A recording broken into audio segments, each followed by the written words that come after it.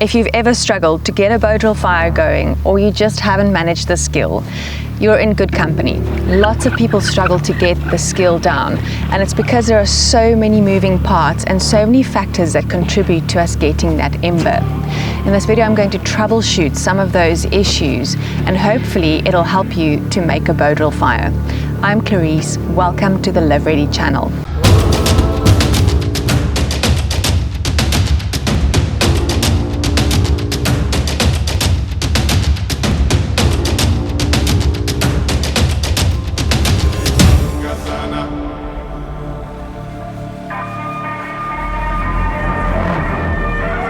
So, contrary to what the internet may make you believe, making a bow drill fire for the first time can actually be quite difficult.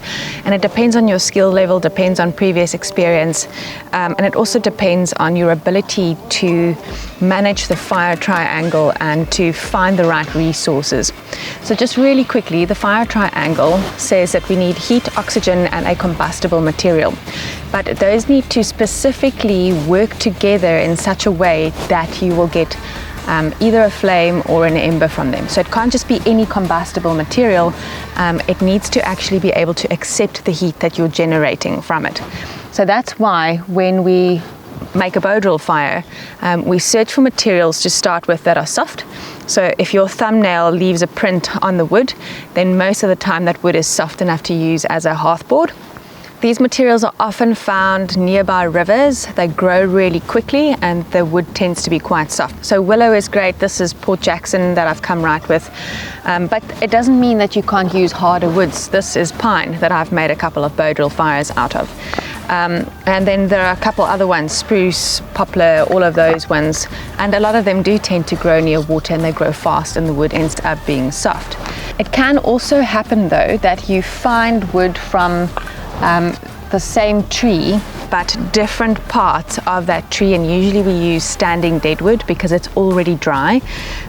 Your wood needs to be absolutely bone dry in order for this to work.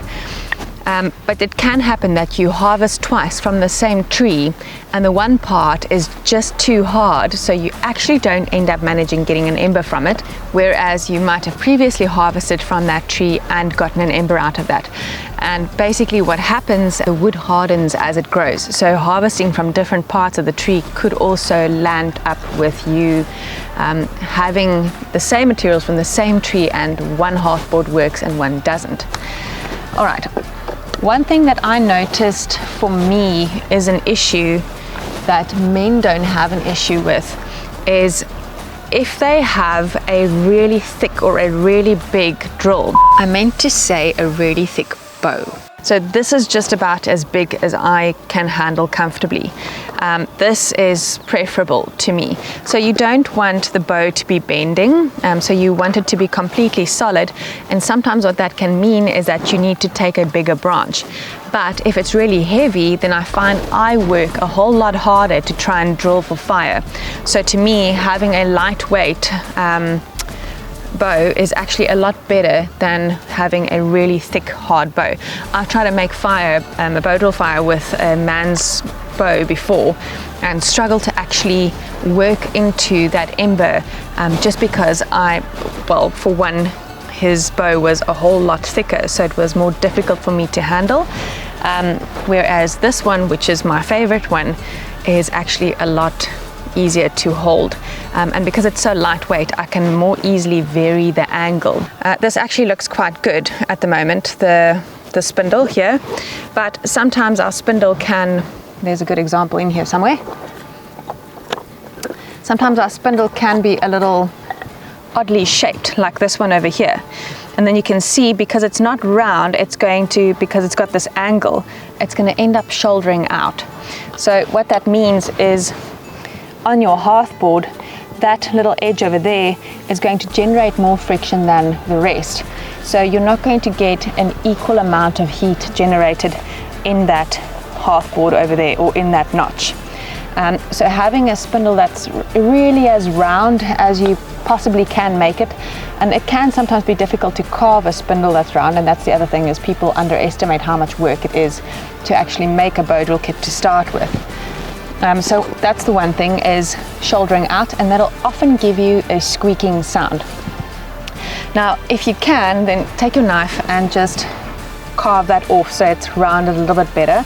It's not too thin yet. This one wasn't made too badly, but they could have just taken that edge off and that edge off, made it rounder, or even drilled with this side instead. That might have gone in the bearing block actually. Okay, the other issue is that sometimes when our bearing block is soft wood, then we drill through the bearing block a lot faster than we'd actually like to. So to give you an idea, this is a hardwood bearing block, and this one is made from Port Jackson, the same as my hearthboard is. Now, I think this one has probably made 7 or 8 bow drill fires, whereas this one's only made 2. And you can see that the hole in this one is already a lot deeper than in that one, which is going to add friction to the top of my system where I don't want it. I rather want the friction at the bottom, because I want to generate sawdust over there in that notch and catch that and form an ember there. So that's troubleshooting the materials. And what you want from a hearthboard is that when you drill into it, you need to get black sawdust. If you don't get black sawdust, there might be an issue with your hearthboard or with your spindle, but often it leads more to technique. With technique, the problem that I often see when people are trying to make a bow drill fire is that they're not drilling hard or fast enough. There are a couple of issues that come in with technique. People want to sit back like this. Unfortunately, it doesn't allow you to actually place enough weight on the system and on the spindle for you to generate that black sawdust that we're looking for. So the correct method to do this is to literally be up on one knee with your foot just about a centimeter, maybe 2 away from where your spindle meets your hearthboard. And then what you want to be able to do is put enough pressure on your spindle with your bearing block over here, and at the same time stabilize your hand against your shin. That's why you have to get into this position. Junie, you can't be in this video. Go quickly, quickly, quickly, quickly. Quickly, quickly. So definitely make a point of getting into this position, because you can stabilize your arm against your shin here. And that's really what you want, because you're going to be drilling, so there's a lot of movement. And if you're doing this inside your bearing block or inside your hearthboard, then you're not going to be generating adequate heat. I usually place my spindle on the outside of my drill. It just gives me a little bit more room to work, even though there's a knot here. I suppose I was supposed to be at the top, that's fine. And then I've got a little bit more room on the line to work. I get my foot really close to that notch, as close as I possibly can. Then with my bearing block, I can now stabilize against my shin. I've got enough pressure on this system here so that I can vary that to ensure that I'm getting that black sawdust. And then I've got enough room to move here while I'm drilling. So it looks like that. So once you've got your positioning right, you also need to make sure that every part of your kit is playing along. Okay. Junie, come under the frames quickly. What I have sometimes done, if I'm getting that squeaking sound, is to just vary the angle a little bit as I'm drilling. So where I've got my spindle in my hearthboard, then sometimes I just change the angle a tiny bit in order to get that shouldering out to even out, and that has helped. Now, I've mentioned that your materials need to be absolutely bone dry, but the surface on which you try to make your bow drill fire and the environment that you're trying to do it in is also going to play a role in whether or not, or how hard you work to get that ember. So if you're on a wet surface, for example, if I was on the wet ground here, I would be drawing a lot of that moisture up into my system, and it takes heat from my system. And then we go back to the fire triangle again. You need the amount of heat in order to get that ember to light. So if there's anything in your system that's drawing heat out of it, then you're going to struggle to get that ember going. So oftentimes people use their knife as a catch plate. It works. If your knife has been in the sun for a while, then that'll be perfectly fine, but if it's cold, it might actually draw heat out of the system. So consider little things like that. If you are drilling, a lot of people find, this must be the other way around, A lot of people find that their bow actually ends up popping up either to the top or to the bottom, and then they lose the spindle in the bow. And that's often because if they're drilling, they're going in that direction. And as you go in that direction, see, the bow moves up. So what you need to do in order to counter that, let's move it down again, is to drill level. So instead of drilling at an angle like that, drill level, because it keeps the bow line level, and then it doesn't pop up or down.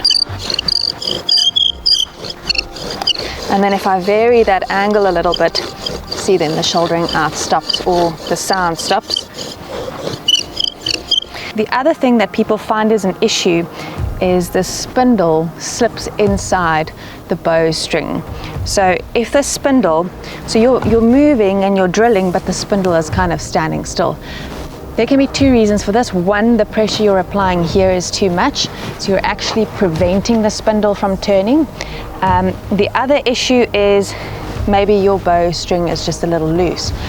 And instead of going and retying your entire bow string, what you can do is just use either your fingers or your thumb, or your fingers and your thumb, to just adjust the tension on that line. And that is the ideal, because when you start drilling harder and faster, you want to be able to vary the amount of pressure that you put on that spindle, as well as the speed that you're doing that at. If you've tried this 100 times and you still haven't succeeded, just keep on trying.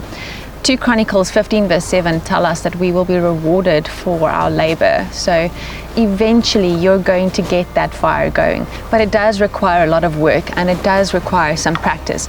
It requires practice in making a kit for yourself. It requires practice in getting the positioning right, and it requires practice in having the endurance to actually drill for that ember. Okay. So the other thing that you can do in order to ensure that your spindle doesn't slip is to actually reverse wrap your cord for your bow. So that's what I've done here with a bit of paracord. You can use natural cordage as well, but it is quite difficult to make natural cordage for a bow string that's able to withstand the amount of work that you're going to put this system through. And then another trick is to put a bit of lubrication inside your bearing block. So you can use some of the grass in the area. I'm going to just mash it up a little bit. And then we're going to make use of the juices in there to lubricate that a little bit. And that should help a little as well. Okay. All right, so let's give this a go. The one thing that I don't have here now is a catch pan. Okay, I always make this comfortable for myself by putting a chamois under my knee. Positioning is absolutely crucial here. And the notch that you cut away can be about 1/8 of the entire size of the place where you're drilling. And I might still be able to get another fire out of this notch. Let's have a look. If you do take a break, don't get rid of the sawdust that you have generated previously, because you can actually still use that.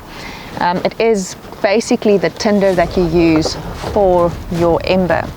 And then very importantly, before you start drilling for fire, make absolutely sure that you've got a tinder bundle that you've processed. So I haven't processed this one, but I do know that I've got some really nice previously processed stuff over here. And I'm going to put in the middle. There's some bark and some moss in there, and lots of things that will help an ember to catch a light. And then my nest around that is going to be pretty much what catches on fire. Don't need the green stuff. Okay, so I've prepared my tinder bundle or my tinder nest. And I often find the things that grow around the river are also really nice tinder. The stuff that's so fine that when you break it apart, it has these teeny fine little hairs. Take that and work that in your fingers as well, and process that and use that for tinder. I'm going to position myself so I can stabilize the system here, and I want to get comfortable first. So start slowly, get into a nice rhythm, make sure everything is working nicely, and then once you start generating enough heat, then you can work hard and fast to get that ember to light. All right. Okay, so just get a feel for the system.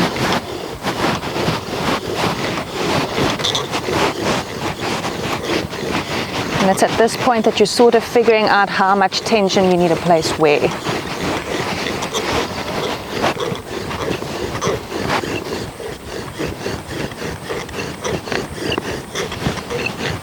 If you feel that there's something in your system that needs adjusting, then adjust it.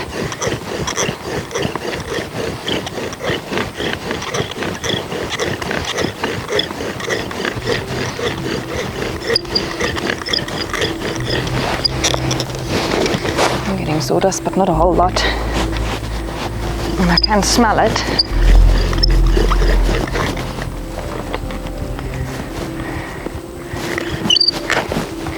No, man. Okay, so what I'm doing is I'm just tensioning on my line here with my fingers.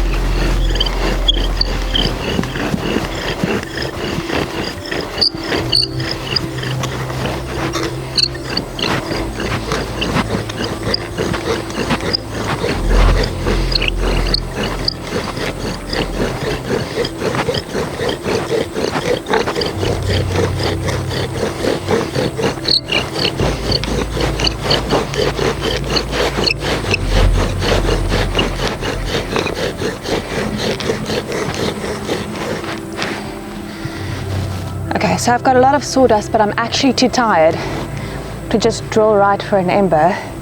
I will get an ember shortly if I keep drilling, but because I'm tired, I'm going to take a break, and I'm just going to very quickly take my foot off there, very gently, without really disturbing the system. Now, I'm not removing my spindle, because if I do, I'm going to release the heat that I've generated.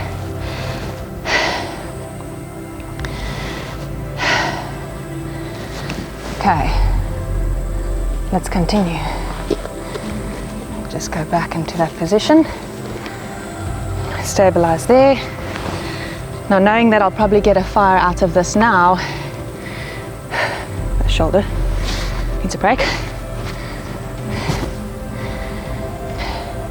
When I drill now, I'm going to drill with absolutely everything that I've got, and I'm just going to keep going. And it's going to feel like it's tiring, and then just do like another 10. And if you feel like you're tired, do another 10, and then do another 10, and do another 10, until you see that ember forming. Okay, here we go. There's my lubricant.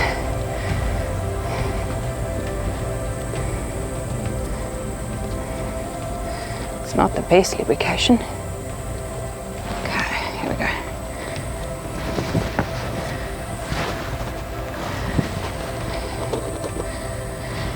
Girls, ponytails are better for this. All right, here we go.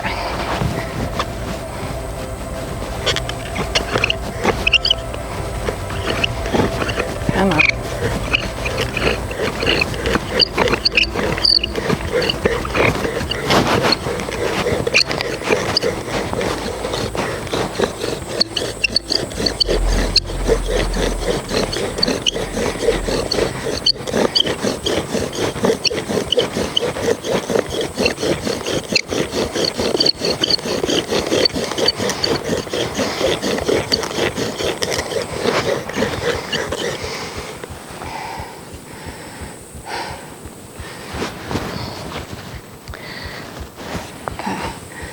I think my line actually needs adjusting. Okay. I'm going to tension my line a little bit more. I've put some new lube in here. Just a different plant that I think is going to lubricate better. Just re-tensioned my bowdrill string. Got a lot more tension on it now. Back into my notch.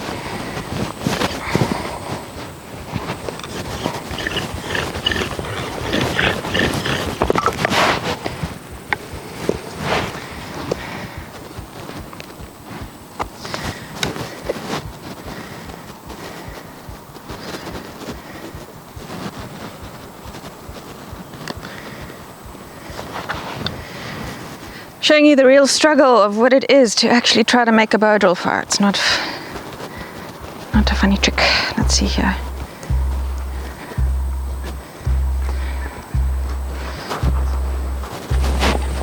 Come now.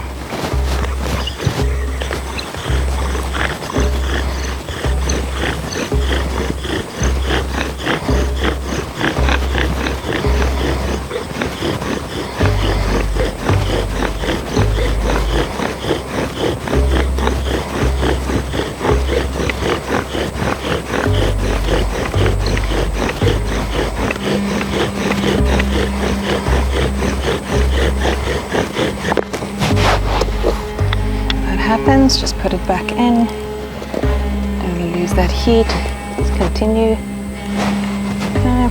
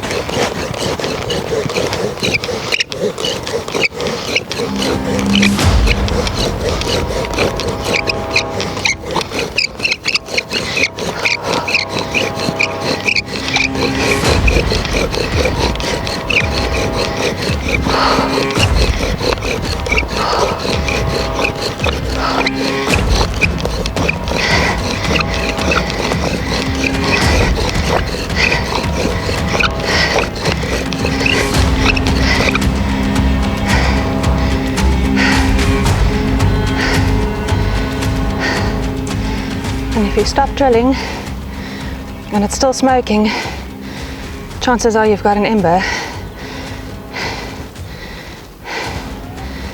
Don't lift the spindle immediately. Oh, I don't know, I might have lost it. Because as soon as you lift the spindle, you lose the heat inside there.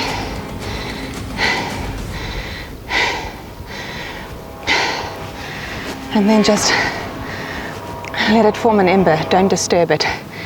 So it's still smoking, so I'm pretty sure there is actually an ember in there. And I'm shaking because I've worked really hard. Yeah, definitely have an ember. Okay.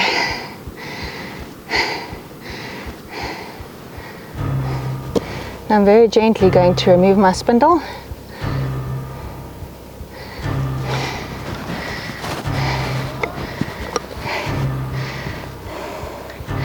Doesn't look like it's red hot in there.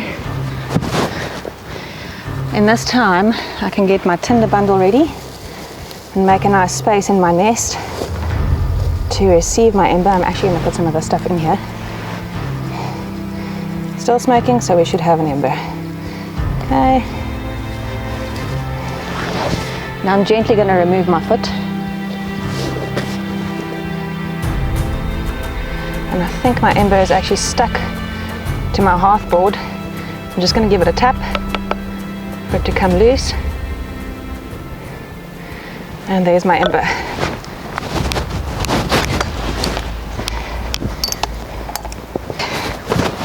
So now I can take my ember, transfer it to my tinder bundle and just blow it into flame.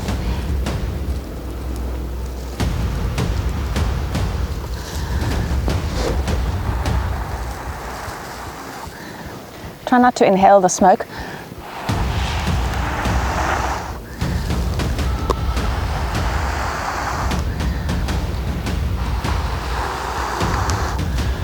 And one more good blow.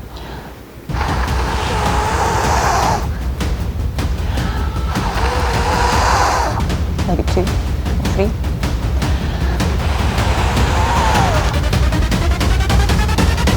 And we've got fire.